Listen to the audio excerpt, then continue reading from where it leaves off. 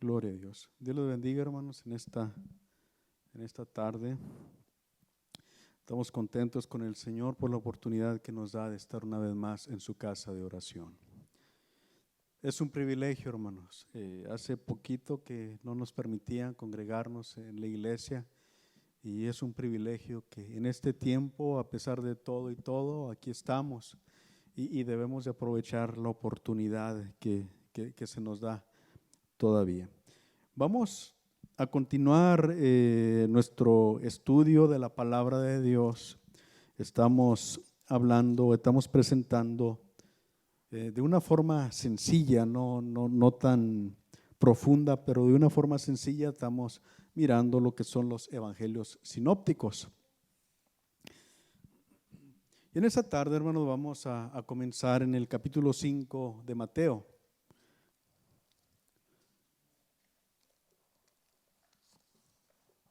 En el capítulo 5 encontramos lo que se conoce como el Sermón del Monte.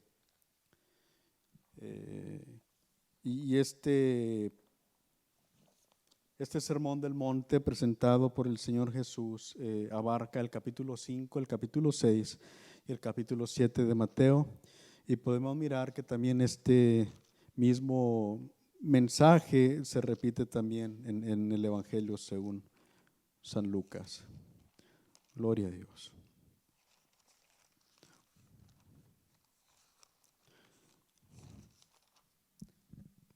Si tienen Biblia, hermano, pueden abrirla conmigo, ahí en Mateo capítulo 5, verso 1. Mire, dice la palabra de Dios en el nombre de Jesús. Viendo la multitud, subió al monte y sentándose vinieron a él sus discípulos. Entendemos que al Señor Jesucristo siempre lo seguían grandes multitudes.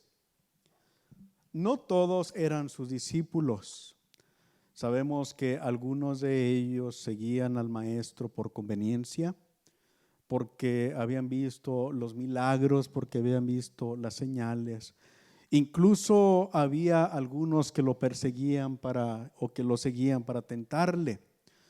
Eso lo miramos en las semanas pasadas, donde estuvimos hablando de las preguntas capciosas que le hacían los religiosos para poder encontrar alguna falta en él. Entonces, en esta ocasión dice que había una grande multitud. Y el Señor, viendo la multitud, se subió al monte y vinieron a él sus discípulos. Vinieron a él todos, específicamente vinieron sus discípulos. El mensaje que el Señor está para presentar es específicamente para sus discípulos. El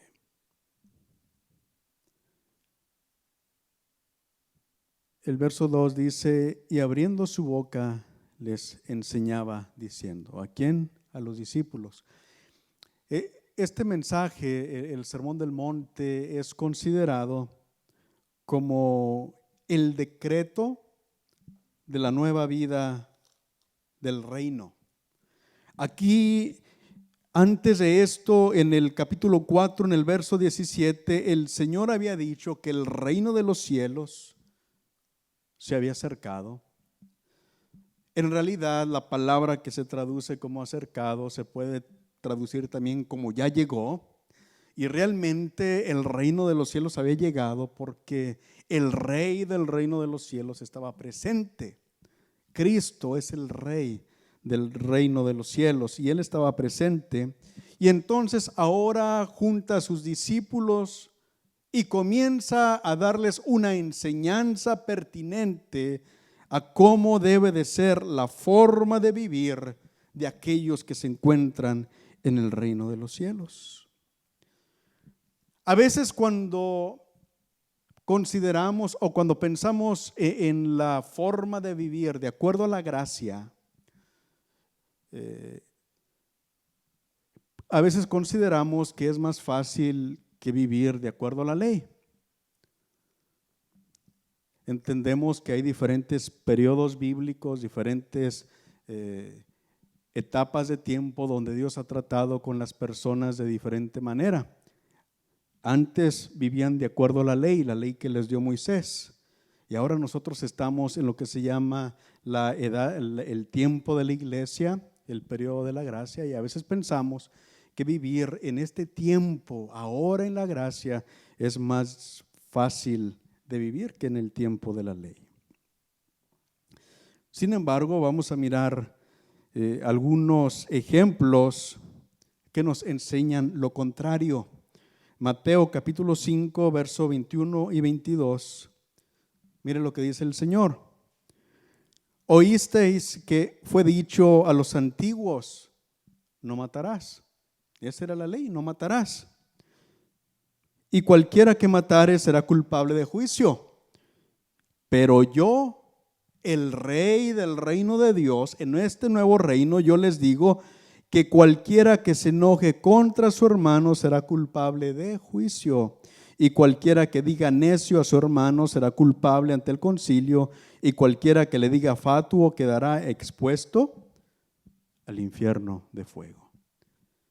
Antes se cumplía la ley solamente no matando, pero ahora bajo el reino de Dios usted no tiene derecho ni siquiera de enojarse con su hermano, porque si se enoja con su hermano o le ofende de alguna manera, si le dice tonto, ya usted es culpable de juicio tal como si hubiera asesinado a su hermano.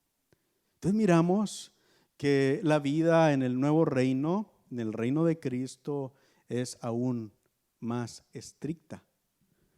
Mire otro ejemplo allí en el mismo capítulo, Mateo 5, verso 27 y 28, dice: oísteis que fue dicho, no cometerás adulterio.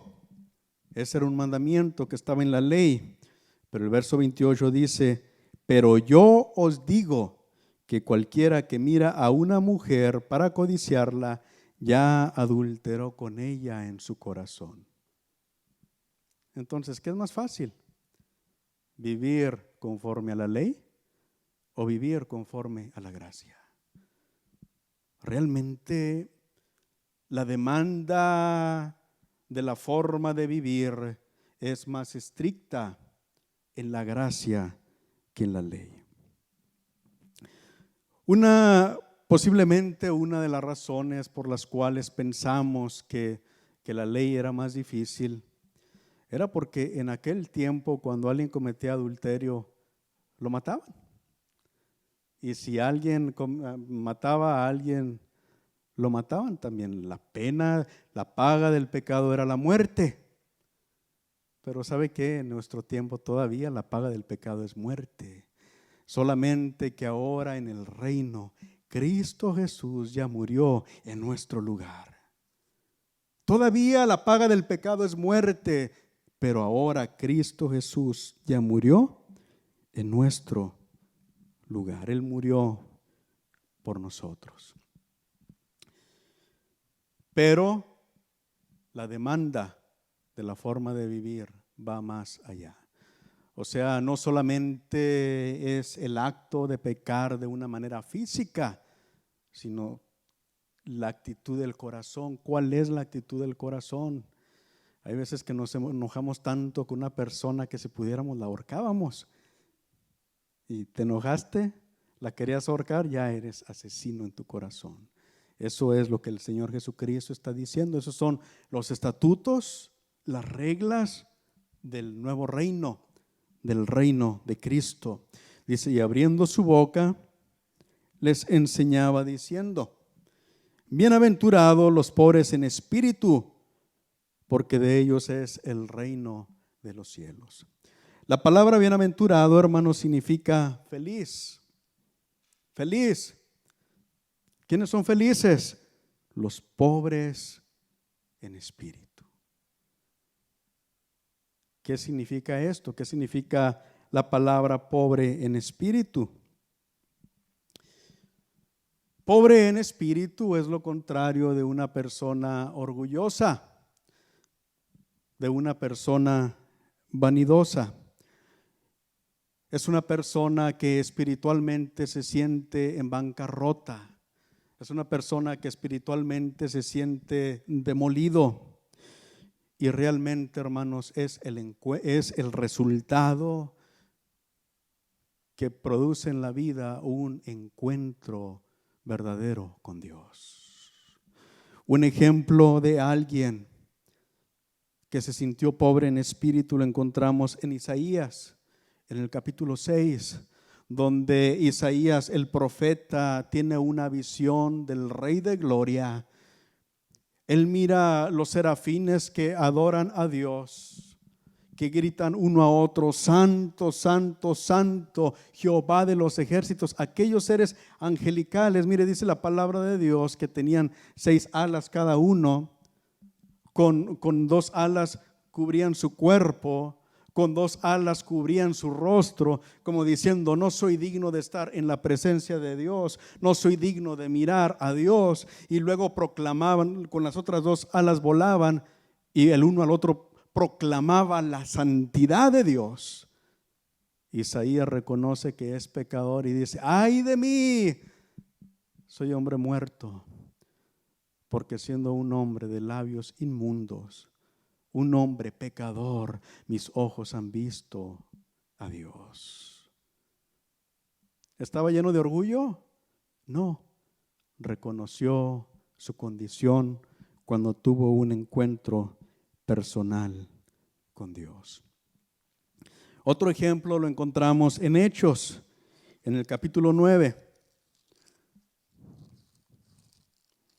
Vamos a mirar que Saulo de Tarso era un hombre que perseguía a la iglesia.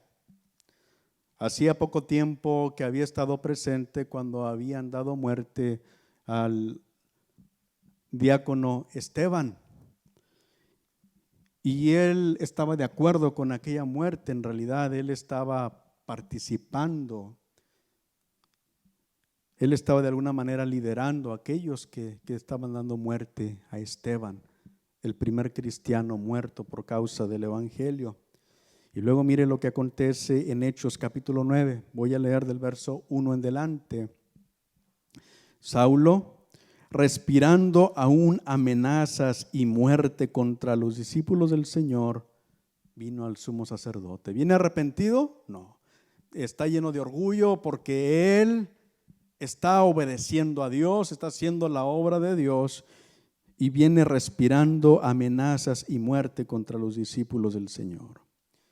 Y viene ante el sacerdote, dice, y le pidió cartas para las sinagogas de Damasco, a fin de que se hallase algunos hombres o mujeres de este camino, los trajese presos a Jerusalén. Mas yendo por el camino, aconteció que al llegar cerca de Damasco, repentinamente le rodeó un resplandor de luz del cielo, y cayendo en tierra oyó una voz que le decía: Saulo, Saulo, ¿por qué me persigues? Él dijo: ¿quién eres, Señor? Y le dijo: yo soy Jesús, a quien tú persigues. Dura cosa te es dar coces contra el aguijón. Entonces miramos que va respirando odio y amenazas de muerte contra los cristianos, y tiene un encuentro con Cristo. Y mire lo que acontece, el verso 6. Él, temblando y temeroso, dijo: Señor, ¿qué quieres que yo haga? ¿Dónde quedó el orgullo? ¿Dónde quedó la fuerza de aquel hombre indomable? Quedó reducido, humillado, porque tuvo un encuentro personal con Cristo. Y eso es lo que acontece con la persona cuando tiene un encuentro personal con Cristo. Reconocemos que somos pecadores, nos damos cuenta de nuestra condición delante del Dios Santo, y entonces no podemos estar llenos de orgullo espiritual, sino que entonces somos ¿qué? Pobres en espíritu, y esos son bienaventurados, porque de ellos es el reino de los cielos. Es la única manera de entrar en el reino del Rey Jesucristo, arrepintiéndonos, reconociendo nuestra condición. Verso 4: bienaventurados los que lloran, porque ellos recibirán consolación. ¿Cómo que son bienaventurados los que lloran? Dice, felices los que lloran. En la vida diaria no pensamos que una persona que llora es feliz o que es bienaventurada. Mas sin embargo, mire lo que dice 2 Corintios 7:10.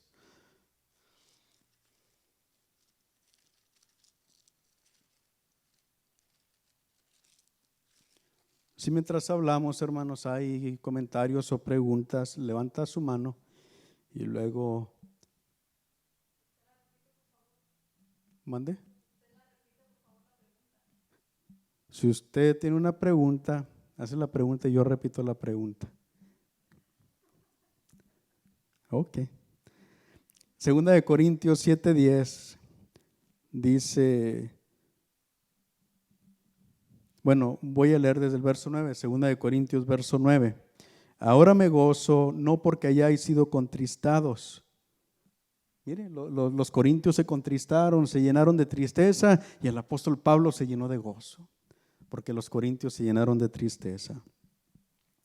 Dice, pero no me gozo porque fueron contristados, sino porque fuisteis contristados para arrepentimiento, porque habéis sido contristados según Dios, para que ninguna pérdida padecieseis por nuestra parte, porque la tristeza que es según Dios produce arrepentimiento para salvación, de que no hay que arrepentirse, pero la tristeza del mundo produce muerte. Entonces, cuando el Señor Jesucristo dice, bienaventurados los que lloran, sigue con la misma línea de pensamiento. Son aquellos que han tenido un encuentro con Cristo, reconocen su condición de pecado y ahora lloran, se arrepienten de la vida que han llevado y lloran delante de Dios. Muchos de nosotros, no sé cuántos, pero muchos de nosotros, personalmente a mí me aconteció, el día que yo vine a Cristo Jesús o que yo tuve un encuentro personal con Cristo, comencé a llorar y a llorar y a llorar, y parece que aquellas lágrimas me lavaban por dentro. Cuando me levanté de ahí estaba limpiecito, era un hombre diferente, era un hombre nuevo. Era durante la dirección del servicio cuando el Señor me tocó y comencé a llorar y ni siquiera sé quién predicó. He oído algunas opiniones de quién fue el que predicó. Alguien me dijo, yo prediqué el día que tú fuiste salvo. Yo no me acuerdo, yo no sé quién predicó, pero durante toda la predicación yo seguí llorando. Se acabó el culto y yo seguí llorando. Hasta que despidieron me levanté de donde estaba llorando. Y muchos de nosotros hemos tenido algo así, un encuentro así. Pero es necesario que todos reconozcamos que somos pecadores y nos arrepintamos y sintamos esa tristeza que cambia la vida del hombre. Bienaventurados los que lloran, porque ellos recibirán consolación. Esto está hablando del arrepentimiento. Primero reconocen su condición y luego se arrepienten. El verso 5 dice, bienaventurados los mansos, porque ellos recibirán la tierra por heredad. Manso significa obediente. Entonces, bienaventurados los que obedecen. En el mundo secular no se le pone gran valor a la gente que se somete a otros. No, los importantes son los valientes, los líderes, los que mandan. Pero en el reino de Cristo son más bienaventurados los que se someten a la voluntad de Dios, los que no discuten con Cristo, los que se someten a Él, a su palabra, los que no cuestionan. ¿Pero qué tiene de malo?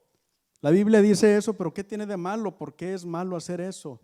Es malo hacerlo solamente porque la palabra de Dios dice y yo voy a obedecer, yo voy a creer a la palabra de Dios y yo la voy a obedecer.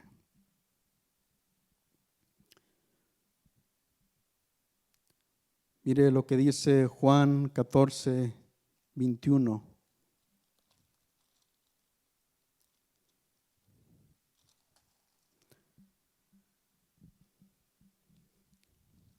El que tiene mis mandamientos y los guarda, ese es el que me ama, y el que me ama será amado por mi Padre, y yo le amaré y me manifestaré a él. Entonces, cuando alguien obedece a los mandamientos del Señor, cuando alguien guarda los mandamientos del Señor, entonces ese es uno que ama a Dios, ese es uno que ama a Cristo. Y cuando alguno ama a Cristo, entonces ese es amado por Dios Padre y por Dios Jesucristo. Y entonces Cristo viene a manifestarse en la vida de ese hombre. Bienaventurados los mansos, porque ellos recibirán la tierra por heredad.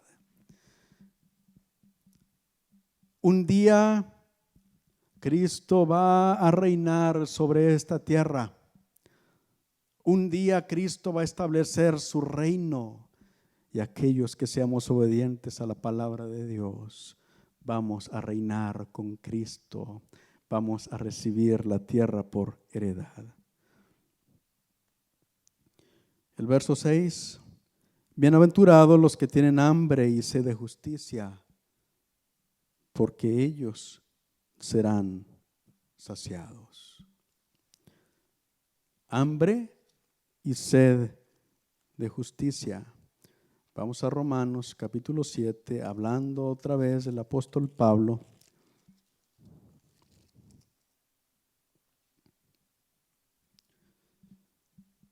Ahí en Romanos capítulo 7, a partir del capítulo 7, el apóstol Pablo comienza una disertación donde expresa que el pecado de alguna manera se ha manifestado en su vida. A través de la ley ha reconocido el poder del pecado y de qué manera el pecado se enseñorea de él. Pero a diferencia de muchos, él está desconcertado. Él no quiere que el pecado se enseñoree más de su vida. Digo a diferencia de muchos, porque el hombre común se deleita en su pecado, se deleita en hacer lo malo, se deleita en darle placer a la carne, lo que la carne quiera. El mundo dice, si algo te agrada, si algo te gusta y no le vas a hacer daño a alguien más, pues hazlo. Pero nosotros tenemos que ver primero qué dice la palabra de Dios. Y si la palabra de Dios dice que aquello es pecado, nosotros debemos evitar cometer pecado. Mire el clamor del apóstol Pablo en el verso 24, Romanos 7:24 dice: miserable de mí, ¿quién me librará de este cuerpo de muerte? Tiene hambre, tiene sed de justicia. Ya no quiere vivir en pecado. Ahora quiere vivir una vida justa, una vida obediente a Dios. Y eso es lo que dice el Señor Jesucristo. Bienaventurados los que tienen hambre y sed de justicia, porque ellos serán saciados. Aquel que quiera ser liberado de su pecado, aquel que reconozca que es pecador, aquel que se arrepienta de su pecado, aquel que decida obedecer a Cristo y aquel que quiera que su vida sea transformada, va a ser transformada por el poder de Dios. Felices son aquellos que han sido transformados por el poder del Salvador. ¿Cuántos felices hay en esta tarde?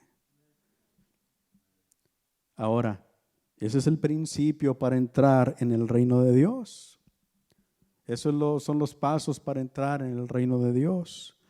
Pero esa debe de ser también nuestra actitud cada día de nuestra vida. Viniendo delante de la presencia del Señor. Y cuando venimos delante de la presencia del Señor, hermano, no podemos tener orgullo. Un verdadero hombre de Dios que ha estado en la presencia de Dios no puede tener orgullo. No se puede tener orgullo.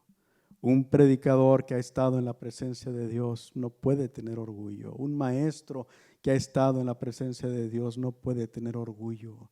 Debemos de vivir humillándonos siempre ante Dios, reconociendo nuestra condición de pecado, obedeciendo a su palabra y siempre buscando que la justicia de Dios se manifieste en nuestra vida. Capítulo 5, verso 7, dice: bienaventurados los misericordiosos, porque ellos alcanzarán misericordia.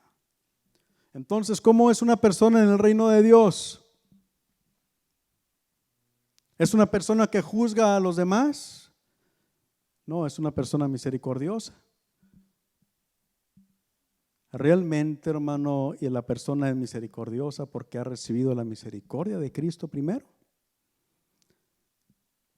Los que viven en el reino de Dios pueden ser misericordiosos porque ya Dios tuvo misericordia de ellos primero.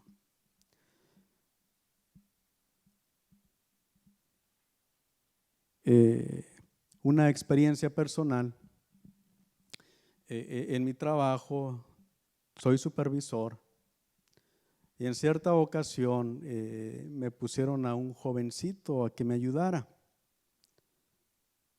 Y el jovencito cometió algunos errores y me enojé y le llamé la atención. Me enojé y le llamé la atención. Y luego cuando me di la vuelta, alguien me regañó. ¿Que tú sabías hacer ese trabajo desde el principio? ¿Que no tuviste que aprender tú también? ¿Quién eres tú para humillar a alguien por quien Cristo murió también? Y ay, Señor, perdóname.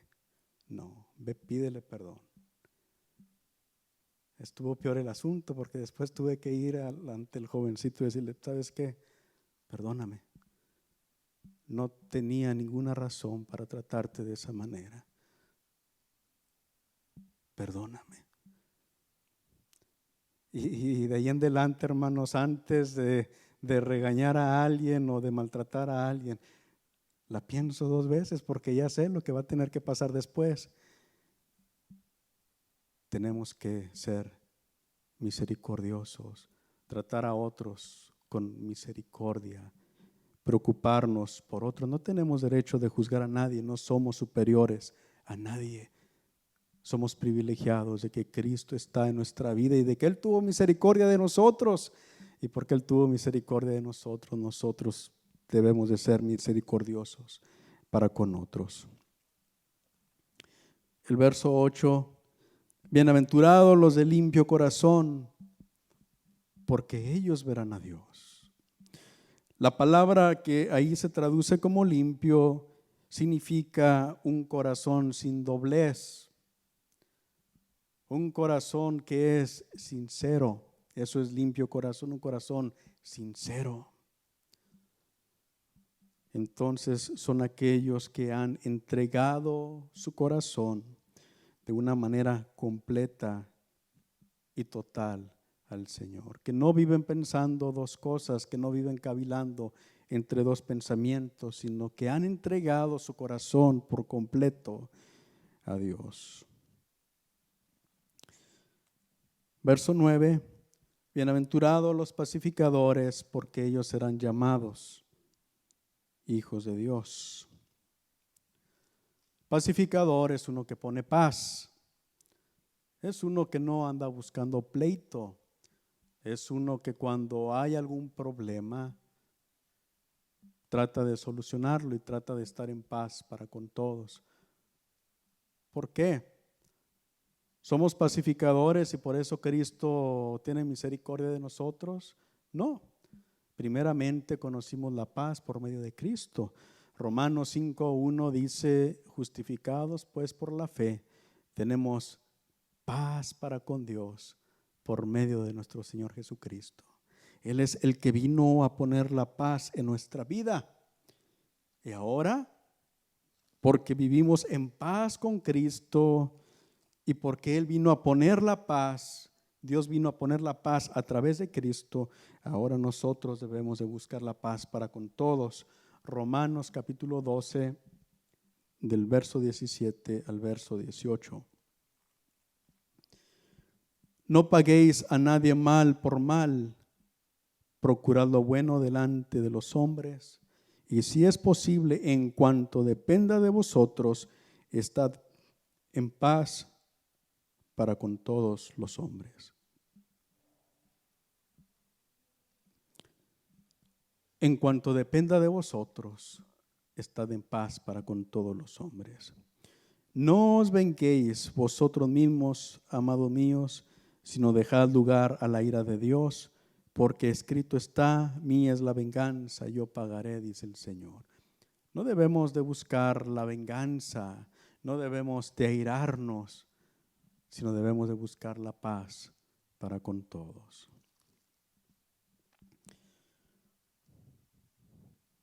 Bienaventurados los pacificadores, porque ellos serán llamados hijos de Dios. Bienaventurados los que padecen persecución por causa de la justicia, porque de ellos es el reino de los cielos. Hay algunos que sufren persecución o padecen persecución por causa de la justicia. Uno de los ejemplos más grandes lo encontramos ahí en Hechos, en el capítulo 5, en el verso 41.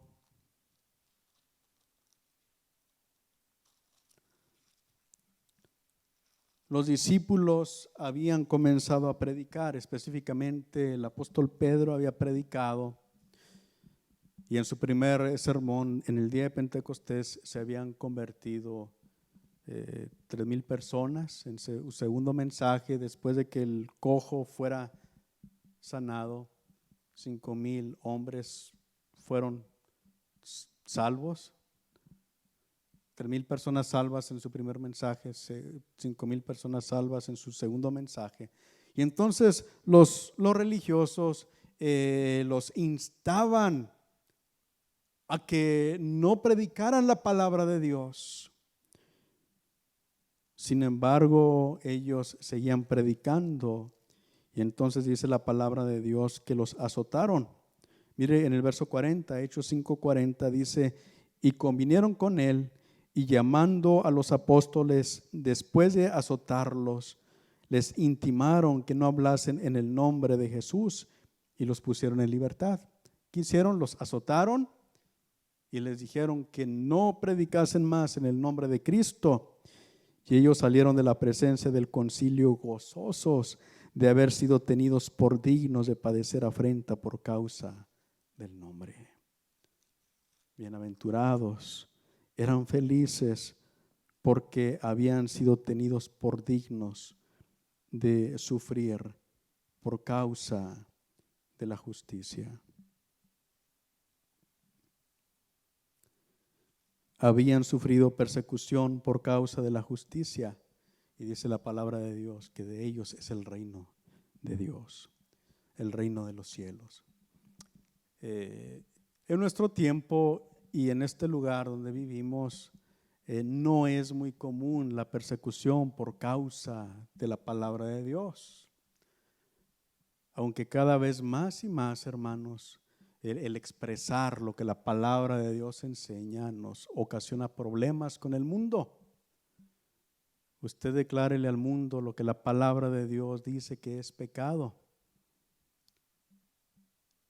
y el mundo se va a exasperar porque nos llaman que no somos, que discriminamos o que hacemos diferencia de personas o nos consideramos más justos.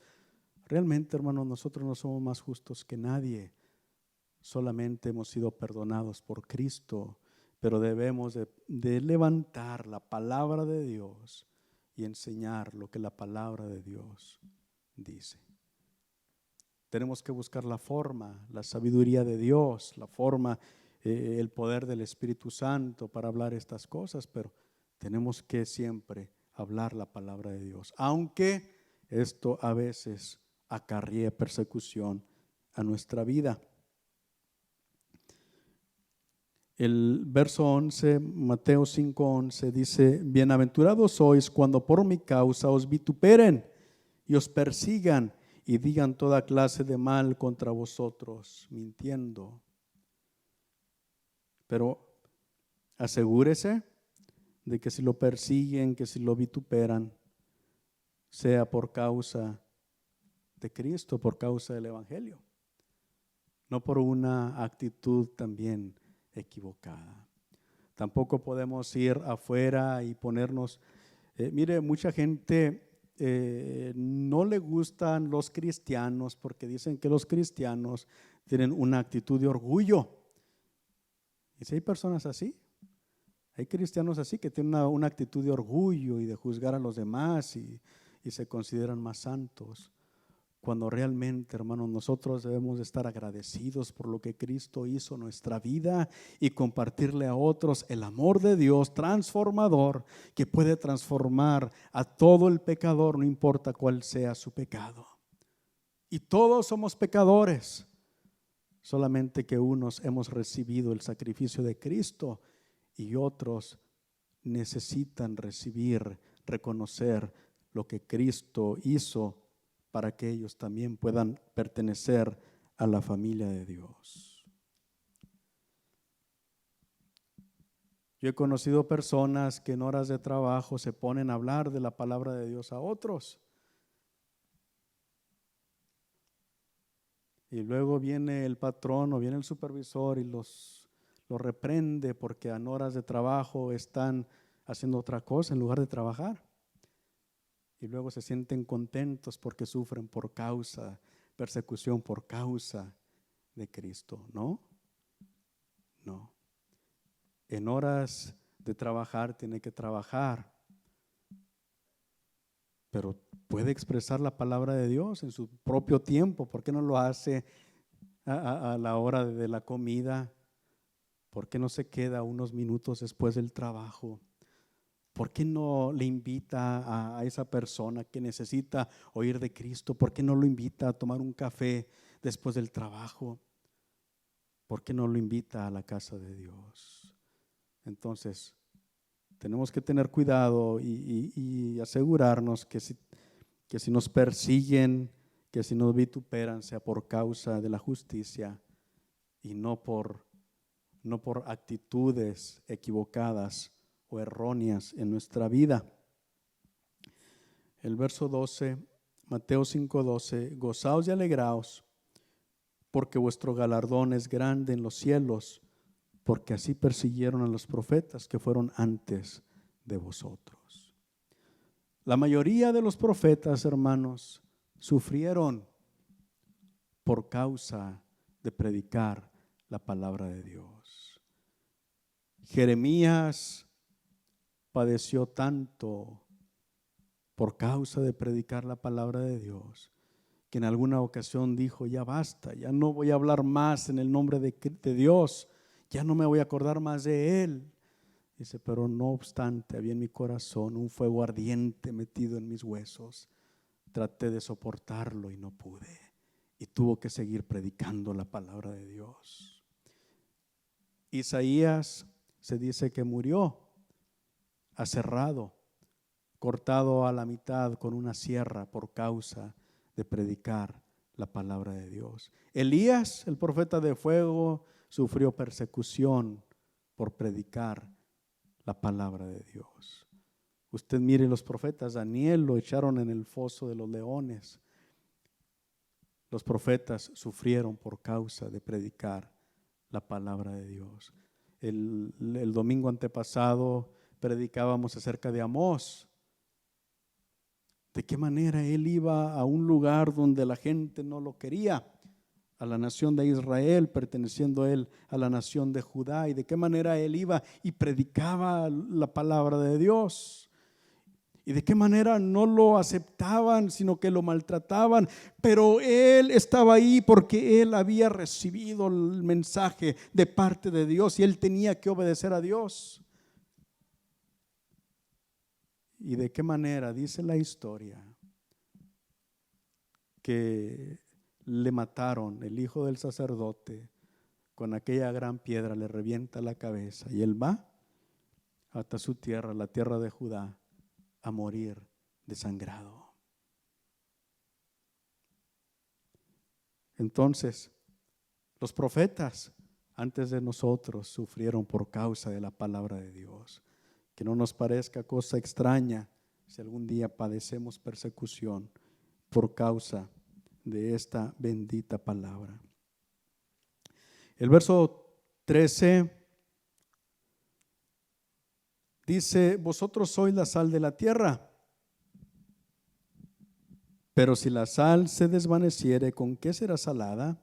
No sirve más para nada, sino para ser echada fuera y hollada por los hombres. En ese tiempo, la característica más importante de la sal era preservar los alimentos. No había refrigeradores en ese tiempo, ni electricidad para conectarlos. Entonces, la forma de preservar el alimento era con sal. Pero si la sal perdía su sabor, entonces ya no servía para nada.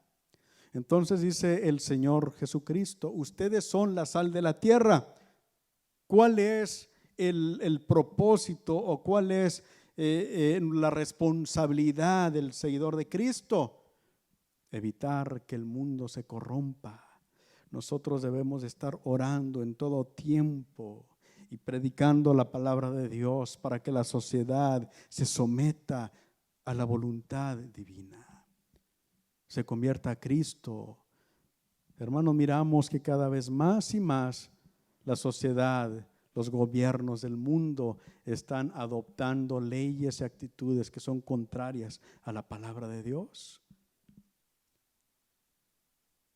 El mundo se está corrompiendo cada vez más y más, pero es responsabilidad de la iglesia evitar que estas cosas sucedan. Y dice que cuando la sal ya no tiene sabor, ya no sirve para nada, sino para ser echada afuera y pisoteada por los hombres.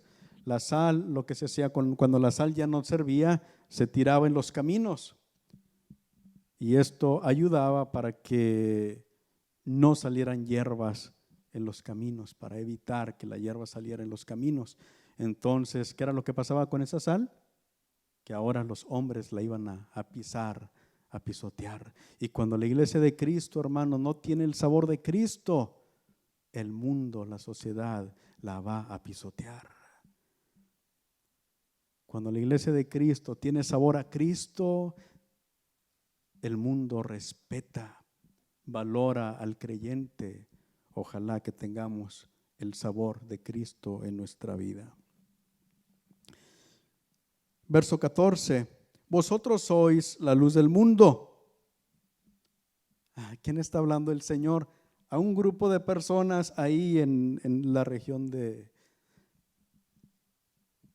Galilea. Son gente importante. Realmente no son un grupo de gente importante.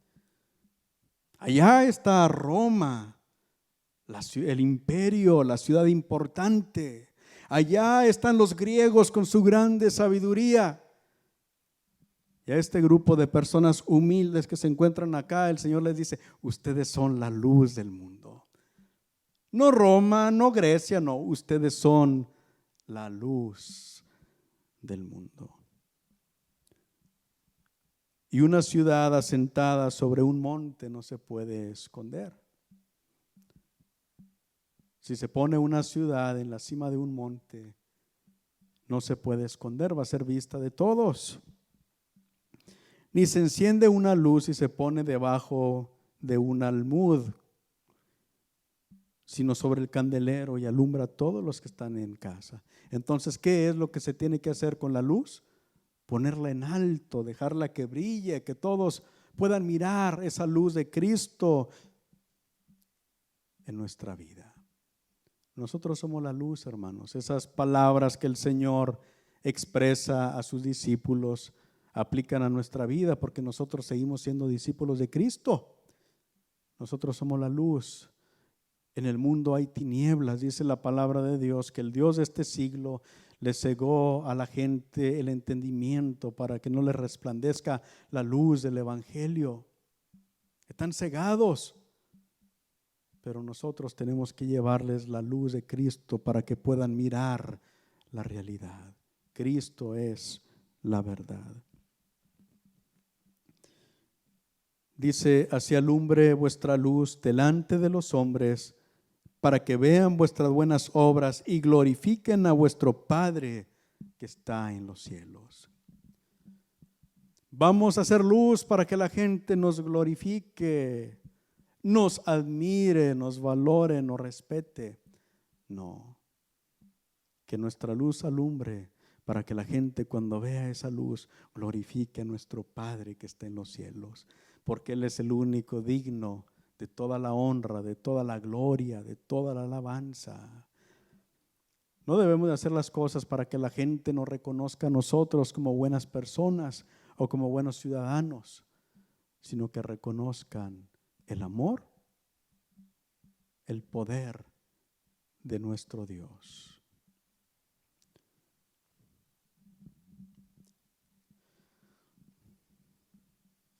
Verso 17.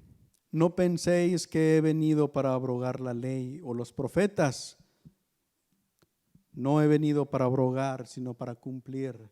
Dice, no crean que vine para quitar la ley o para destruir la ley o para cancelar la ley o los profetas. No he venido para abrogarla, sino para cumplirla. Cristo, hermanos, es el cumplimiento de todos los símbolos que había en el Antiguo Testamento, todos los símbolos que había en la ley. Cristo viene a ser el cumplimiento de todas estas cosas. Él es el que cumplió la ley. Todos los símbolos de los sacrificios y los ritos y las ceremonias que había en el Antiguo Testamento, todo apuntaba a Cristo. Y Cristo vino a cumplir la ley. Mire el verso 18. Porque de cierto os digo que hasta que pasen el cielo y la tierra, ni una jota ni una tilde pasarán de la ley hasta que todo se haya cumplido.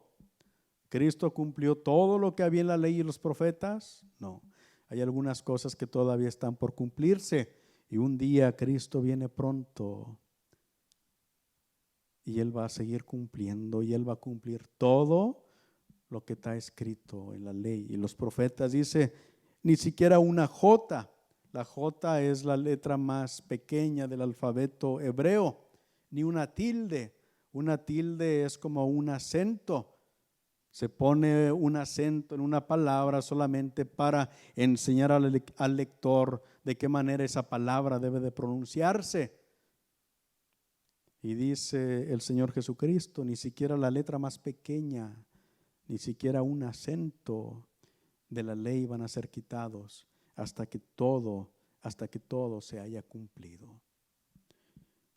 De manera que cualquiera que quebrante uno de estos mandamientos muy pequeños y así enseñe a los hombres, muy pequeño será llamado en el reino de los cielos, mas cualquiera que los haga y los enseñe, este será llamado grande en el reino de los cielos. Entonces, ¿quiere decir que ahora podemos vivir en desobediencia a la palabra de Dios? No. Ahora somos libres en Cristo, libres de la esclavitud del pecado. Ahora sí podemos servir a Cristo verdaderamente. Antes los religiosos se esforzaban y por sus propios medios trataban de obedecer a Dios, pero no se podía. Pero ahora Dios ha venido a cambiar nuestra vida de adentro para afuera y ahora debemos esforzarnos por obedecer a la palabra de Dios, porque los mandamientos, la palabra de Dios, todavía debemos de seguirla obedeciendo y seguirla cumpliendo. Verso 20, porque os digo que si vuestra justicia no fuere mayor que la de los escribas y los fariseos, no entraréis en el reino de los cielos. En ese tiempo, hermanos, los fariseos y los escribas eran considerados la gente más justa, la gente más obediente a la ley. Se esforzaban por cumplir al pie de la letra todos los mandamientos de la ley. Incluso en cosas ponían reglas ellos más estrictas que lo que la palabra de Dios decía. Limpiaban todo en nombre de la pureza, en nombre de mantenerse puros delante de Dios. Sus ritos, sus ceremonias, todo, y trataban de cumplir todo al pie de la letra, pero en realidad no la cumplían, porque lo cumplían externamente, pero por dentro, en su corazón, no había un corazón transformado, ni un corazón humilde delante de Dios. Miramos que eran personas llenas de orgullo, que su corazón estaba lejos de Dios. De otra manera, si no hubiera sido así, hubieran recibido al Mesías que vino a ellos. Oiga, qué privilegio tan grande que en su tiempo, aquel del cual hablaba la ley y los profetas y las escrituras, que era el Mesías que había de venir al mundo, en su tiempo vino. Qué privilegio para ellos, lo hubieran recibido con gozo si su corazón hubiera sido sincero, hubiera estado de acuerdo al propósito de Dios. Pero su corazón estaba lejos de Dios. ¿Por eso cumplían la ley?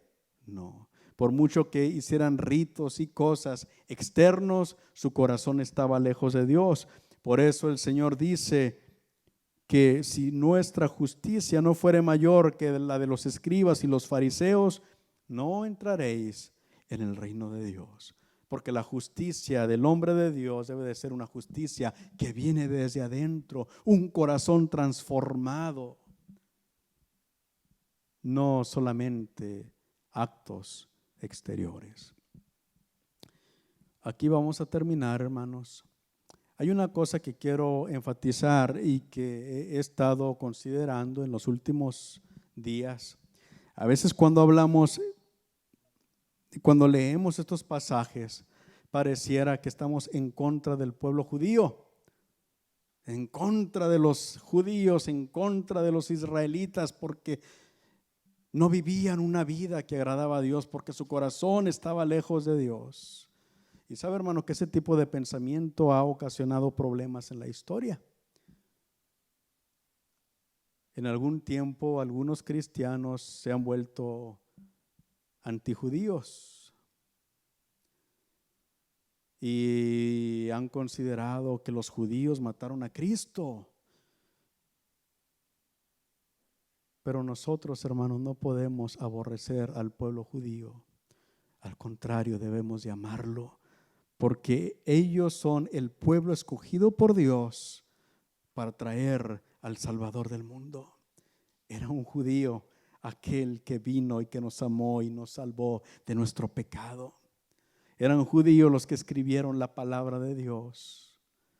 Entonces nosotros debemos de amar al pueblo judío y debemos de orar por ellos y de pedir a Dios en todo el tiempo por ellos. Pero la palabra de Dios sí habla duramente en contra de los religiosos. En ese tiempo había gente religiosa que querían agradar a Dios con sus actos solamente. Y Dios está en contra del religioso. Y sabe que en nuestro tiempo también se puede ser religioso, se puede ser cristiano religioso, poniendo normas y reglas y cuánta cosa. Pero el Señor no ama o no quiere que nosotros seamos religiosos. Él quiere que nosotros le demos nuestro corazón y tengamos una relación personal e íntima y verdadera con Cristo Jesús. Gloria a Dios. Hasta aquí vamos a terminar, hermanos. Voy a hacer una oración y así nos despedimos. Padre bueno, Dios eterno, reconocemos que tuya es la honra, la gloria, el imperio, el poder, la alabanza, la majestad. Tú eres el Dios todopoderoso, el Dios que creó el universo, el Dios que nos creó y el Dios que nos amó tanto que te encarnaste para venir a morir por nuestros pecados.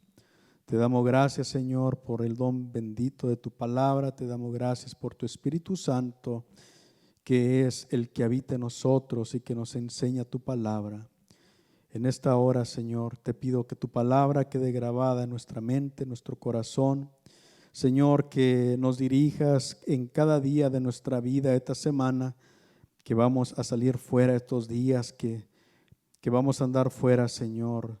Dirige a cada uno de nosotros, donde quiera que vayamos, en nuestro trabajo, con nuestras familias, en todas las cosas, Señor. Y te pido especialmente por aquellos que están sufriendo por esta enfermedad, Señor. Tú encárgate, tú sana. Señor, si es tu voluntad, quita esta enfermedad, quita esta pandemia. Te pido por aquellos que están sufriendo, Señor, sánales en el nombre de Cristo y guárdanos y protégenos, Señor. Gracias, vamos a salir de este lugar. Ve con cada uno de nosotros, protégenos y guárdanos y dirígenos en el nombre poderoso de Cristo Jesús. Gracias, Señor. Amén.